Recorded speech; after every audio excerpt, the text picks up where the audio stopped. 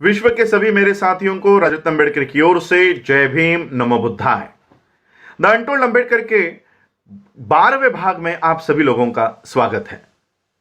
Doctor बाबा साहब अम्बेडकर 26 नवंबर 1949 को भारत को संविधान देकर अपने घर पर दिल्ली के अलीपुर रोड के बंगले पर आ गए। बाबा साहब अम्बेडकर जी की एक आराम कुर्सी हुआ करती थी, रोलिंग चेयर। उसके ऊपर बाबा साहब अम्बेडकर बैठे, अपनी आंखें बंद कर ली और थोड़ी ही देर में बाबा साहब अम्बेडकर जी के आंखों से आंसू बहने लग गए।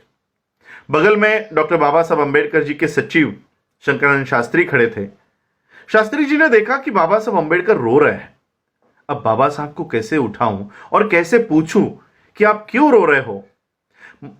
शंकरानंद शास्त्री जी ने एक युक्ति की। बाबा साहब अम्बेडकर जी के पैरों के यहां बैठे और पैर दबाते दबाते बाबा साहब से सवाल किया, बाबा साहब, अभी आप इस देश को एक अच्छा संविधान देकर आए हो, एक अच्छी व्यवस्था देकर आए हो, किस बात का दुख है आपको, आप क्यों रो रहे हो। बाबा साहब ने आंखें खोली और शास्त्री से कहा कि शास्त्री, मैं मेरे जीवन के सफर को याद कर रहा था और इस सफर को याद करते करते मुझे मेरा बच्चा याद आ गया, मेरा बेटा, मेरा सबसे प्यारा बेटा राजरत्न मुझे याद आ गया। 2.5 साल की उम्र में इसे डबल निमोनिया हो गया था। उस समय डॉक्टर बाबा साहब अम्बेडकर जी की आर्थिक हालात कुछ अच्छी नहीं थी। बाबा साहब अम्बेडकर उस समय वकीली किया करते थे और ऐसे हालातों में बाबा साहब अम्बेडकर जी का यह बेटा, इसे डबल निमोनिया हो गया था। जुलाई 1926 में इसे डबल निमोनिया हो गया था और बाबा साहब अम्बेडकर हाईकोर्ट में, बॉम्बे हाईकोर्ट में एक केस के संदर्भ में गए थे। माता रमाई ने देखा कि राजरत्न का बुखार बढ़ते जा रहा है। माता रमाई ने बाबा साहब के कार्यकर्ता से कहा कि बाबा साहब जहां कहीं पर भी हो, उन्हें तुरंत घर लेकर आओ। यह कार्यकर्ता हाईकोर्ट पहुंचा और हाईकोर्ट पहुंचने पर बाबा साहब को संदेशा दिया कि बाबा साहब आपको तुरंत घर बुलाया है। बाबा साहब अपना सारा काम छोड़कर, बाबा साहब को पता चला क्या हुआ होगा, बाबा साहब ने उसी हाईकोर्ट के दरवाजे से, उसी हाईकोर्ट के प्रांगण से तांगा किया और बाबा साहब जिस चाली में रहा करते थे उस चाली के सामने आकर यह तांगा रुका। 10 बाय 10 का बाबा साहब का मकान हुआ करता था। बाबा साहब ने जैसे ही इस मकान में प्रवेश किया, अपने बच्चे को अपने गोद में लिया। गोद में बाबा साहब अम्बेडकर इस राजरत्न को लेकर उसको खिला रहे थे और बाबा साहब अम्बेडकर जी की ही गोद में इस राजरत्न ने प्राण त्याग कर दिया।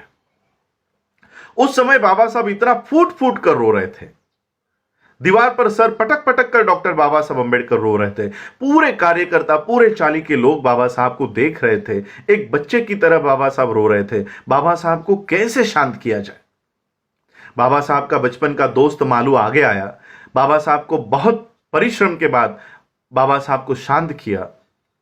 शांत करने के बाद एक कार्यकर्ता ने बाबा साहब से सवाल किया कि बाबा साहब, अभी रीति रिवाज के अनुसार पिता के पैसों से बच्चे के शरीर पर नए कपड़े लाने होते हैं, कफन लाना होता है, ये सारा साहित्य लाने के लिए पैसे दीजिए ताकि हम राजरत्न का अंत्यविधि कर सके।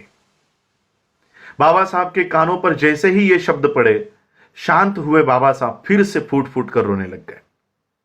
बगल में माता रमाई खड़ी थी। माता रमाई को पता चल गया कि इस रोने की वजह कुछ और है।